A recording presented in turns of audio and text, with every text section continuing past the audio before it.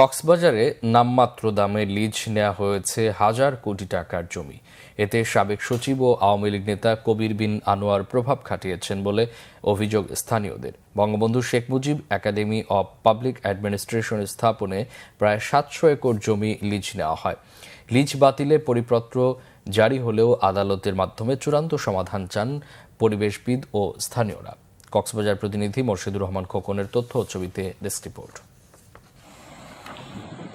কক্সবাজার শহর থেকে ১০ কিলোমিটার দূরে সাগর ও মেরিন ড্রাইভের পাশে শুকনাছড়ি ও দরিয়ানগর। মানুষ, বন্যপ্রাণী আর নানা গাছগাছালিতে নজরকাড়া গ্রাম। স্থানীয়রা জানান ২০২১ সালে এই জায়গাটিতে নজর পড়ে আওয়ামী সরকারের প্রভাবশালী সচিব কবির বিন আনোয়ারের।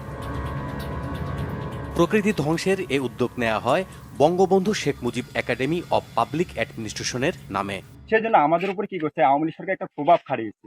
যেমন আমাদেরকে যেটা বোঝাচ্ছে আমরা সেটাই বুঝতেছি, কিন্তু আমাদেরকে এটা ভেড়ে বুঝিয়ে আমাদেরকে কি করলো, আপনার চলে বলে দিয়ে ৭০০ একর জায়গাটা লিস্ট নিয়ে নিচ্ছে। আমরা আওয়ামী লীগ সরকার যেটা করছে এটা বলে আমাদের জন্য অন্যায় করছে, আমরা জাতির জন্য অন্যায় করছে। মানে একটা নিজের জায়গা নেওয়া ছিল বলে আর মানে সাহায্য করে একটা জায়গা দিয়ে বানিয়ে চারি আর কোথায় যাইব।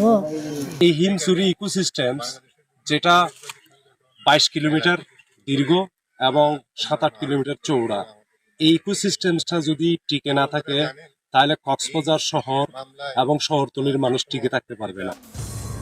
স্থাপনা নির্মাণ ও জমির লিজ বাতিলের দাবিতে আন্দোলনে নামে একাধিক পরিবেশবাদী সংগঠন। আদালতে রিট করে নাগরিক ফোরাম। পরে লিজের বিরুদ্ধে নিষেধাজ্ঞা ও রুল জারি করে হাইকোর্ট। আমাদের চাহিদা হলো এই পাহাড়গুলোকে সংরক্ষণ করা হোক এবং ভবিষ্যতে যাতে আর কোনো বাহিনী অথবা কোনো সরকারি বেসরকারি প্রতিষ্ঠান যাতে লিজ দিতে না পারে। আমরা বাংলাদেশ ইউএন মিশনে সিগনেটরি, যে আমরা বন্যপ্রাণীর চলাচলের এবং তাদের আবাসস্থলের স্থানটা সংরক্ষিত রাখবো, কাউকে লিজ দিব না। সুতরাং এই লিজ দেওয়াটা ছিল সম্পূর্ণ অন্যায় এবং অবৈধ।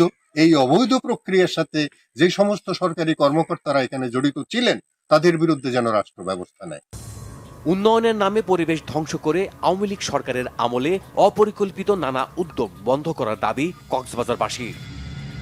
Bangla vision news desk.